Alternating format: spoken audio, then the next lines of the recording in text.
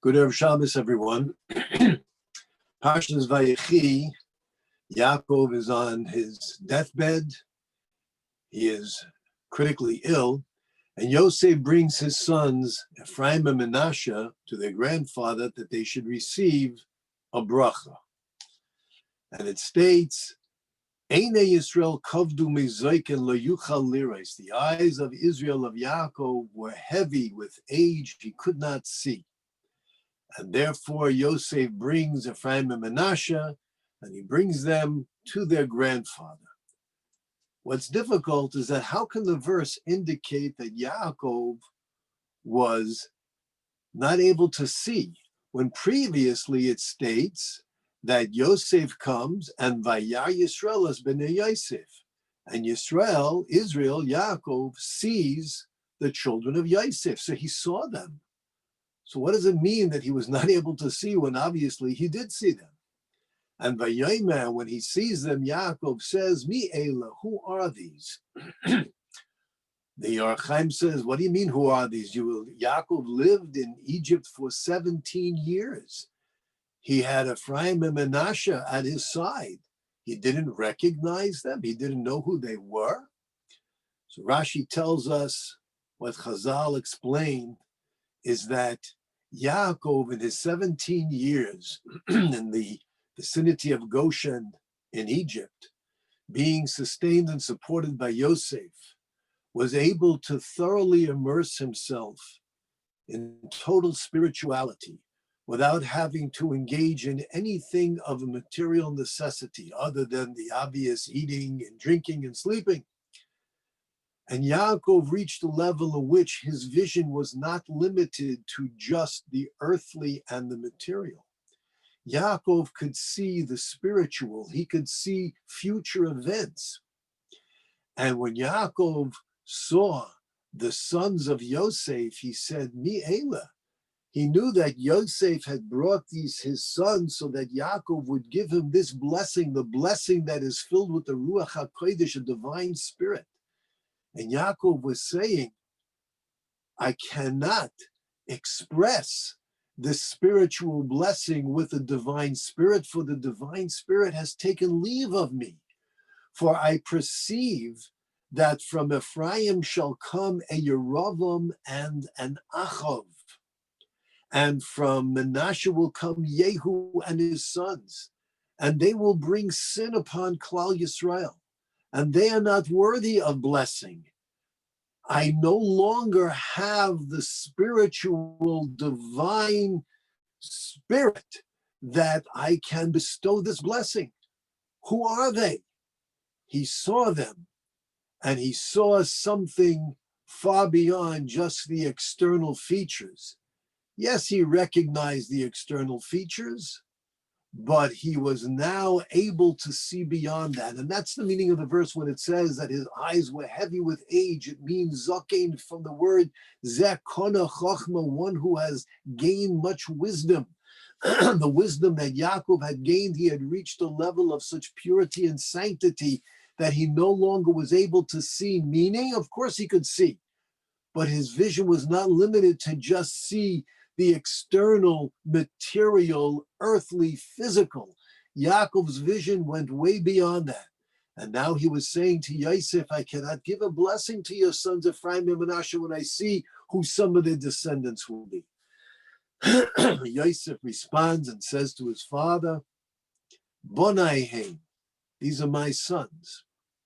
Asher nosa li alekim bazeh, that God has given me with this. And then Yaakov says, bring them to me, I'll give them a bracha. Yosef prayed that the divine spirit should once again rest upon Yaakov and he should be able to transmit this blessing. And what were his words? When Yaakov said, who are these? He said, they're my sons. Yaakov knows they're Yosef's sons. He knows that Yeravam, Achav, Yehu are all descendants of Yosef. What's Yosef conveying by these are my sons? And what does he mean? God gave them to me with this. With what? Rashi says that Yosef showed Yaakov his ksuba, that he was married properly. Does that mean for 17 years Yaakov was in doubt if Yosef was married properly? It's hard to understand exactly what was the dialogue over here.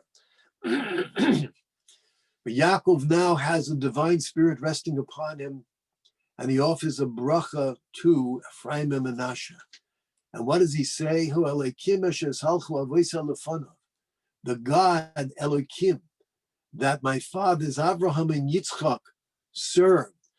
Elohim, the God, Haroya Eisi, who was my shepherd throughout my entire life, he should bestow his blessing upon these boys, the Yidgu L'Roiv, and they shall be numerous like fish, Bekerev Haaretz, in the midst of the land.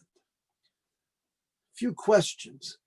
Why does Yaakov invoke the name of Elohim?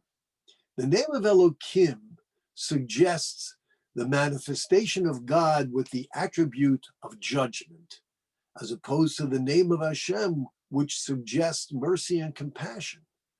Why does he use the term Elohim, the God of judgment that my father and grandfather served, the Elohim, the God of judgment who was my shepherd? Why is that name used? And the truth is, Yosef also used that name. Yosef, when he was responding to his father, when his father said, "Who are these?" and he said, "These are my sons that Elohim gave me." Why does Yosef use the term Elohim, the God of judgment, and not God, the God of mercy and compassion? In addition, Yaakov's bracha is that they should be numerous like fish. Fish are incredibly numerous, fill the oceans. But then he says, in the midst of the land, fish don't exist in the midst of the land. What exactly is Yaakov saying?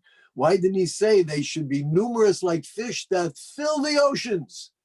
The oceans and the body of water that cover the majority of our planet, and their depths are beyond measurement. Why didn't he say that fill the oceans? What is he trying to indicate by filling the earth? I would like to suggest, based on the explanations of our sages, that Yaakov was so concerned that how is it possible? Some Sefer says Yaakov's astonishment when he said, Mi Ela, who are these? Who are these that are coming from Ephraim and Manasseh and coming from you? Who are these descendants that will be so wicked? Yaakov's question was, how is it possible that one so righteous as you, Yosef, chosen by God, given the prophecy of the dreams, and your sons Ephraim and Manasseh, who are so righteous, how is it possible that a righteous person should have offspring who could be so wicked? And this, Yosef was answering, they are my sons, meaning, even though they appear to be very wicked, they are still Bnei Yisrael. They are still members of Klal Yisrael. They are still children of Israel, and they are my children that Elohim, the God of judgment, has given me. Why does he invoke the name of the God of judgment? Because this refers to Klal Yisrael when we're being judged harshly and we exist in the diaspora. And Yosef was saying, Asher nasan li Elohim bozeh, that the God of judgment has given me with this. What is this? With this existence and this circumstance of my living here in Egypt, the beginning, the root of all the exiles that Klal Yisrael shall experience. For even the most righteous, when they are in exile in the diaspora and not able to benefit and be immersed in the sanctity of the very air and atmosphere and climate of the Holy Land of Israel, even the most righteous will be influenced, and their righteousness can be eroded to a degree that without even recognizing it, it can manifest itself, unfortunately, in their descendants, in which they lose their Jewish identity. But Yosef was saying to his father, they are still children of Israel. They are still 100% Jewish. It is not their choice. It is not their making that unfortunately they have gone astray. It is the constant bombardment. It is the constant inundation of the forces of exile that eventually erode and destroy the sanctity of their souls. It's not of their choice. Their souls are holy and pure. The corruption in their thinking and their behavior, it was brought upon them. Similarly to what we see, that when the guardian angel of the Egyptians complained before God and said, "Why are you saving the Jewish people from drowning?" They did idolatry just like the Egyptians. And the response was the idolatry that was done by the Jews was forced upon them. It wasn't their choosing. Whereas the Egyptians, this was their choice. This was Yosef's response to Yaakov. Yes, there'll be a Yeravam, there'll be an Achav, but they're also Klal Yisrael. And even those who go astray also possess the holy soul, and they too are worthy of a blessing. And indeed, with this, the divine spirit returned unto Yaakov. And Yaakov therefore said, Ho'elekim, the God of judgment, even when God is judging us, and it might be a harsh judgment, a critical judgment, Avram and Yitzchak served God wholeheartedly. And this God who brought upon me so many tzaras, but he was my shepherd. May he bestow his blessings upon Ephraim and Manasseh, all their descendants, and all of Klal Yisrael, even when we find ourselves in circumstances which are so harsh and difficult, in an exile, in which we are just completely enveloped by ideas and values that are so diametrically opposed to everything that is Jewish. And nevertheless, may we flourish and be numerous like fish on the land. Why does he say on the land? Because the land is not the appropriate environment for fish. And that's what Yaakov is alluding to.